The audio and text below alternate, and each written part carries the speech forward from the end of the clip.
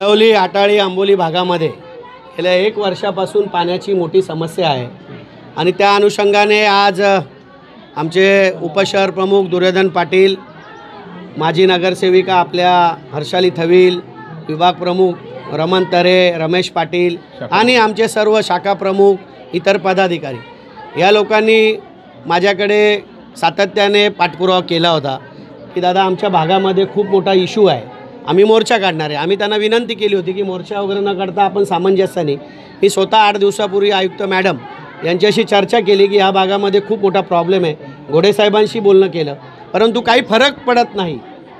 त्याच्यामुळे नाईलाज असतो आज दुर्योधन पाटील यांनी हा मोर्चा या ठिकाणी त्यांच्या नेतृत्वाखाली या ठिकाणी काढलेला आहे आणि आज घोडे साहेबांनी आम्हाला आश्वासन दिलं आहे की उद्यापासून पाण्याचा जो काही प्रश्न आहे तो कमी प्रमाणात कसा होईल याच्यासाठी आमचं नियोजन असेल, अशा पद्धतीचं त्यांनी आम्हाला आश्वासन दिलेलं आहे। सेना ही नेहमी अन्यायाविरुद्ध लढणारी संघटना आहे आणि सत्ता जरी असली तरी शेवटी अधिकारी प्रशासनाचा निषेध करण्यासाठी आम्ही या ठिकाणी आलेलो आहोत।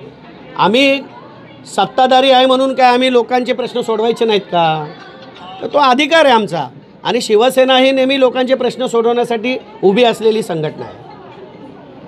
या एरियामध्ये जे पंप हाऊस आहे ते खूप जुनं आहे, त्यातले पंप पण जुने आहेत। तर या आठवड्यामध्ये आम्ही नवीन पंप बसवणार आहोत आणि ज्या वॉलमॅनची तक्रार असेल त्यांच्यावर आम्ही नक्की कारवाई करू, त्यांच्या बदल्या करू।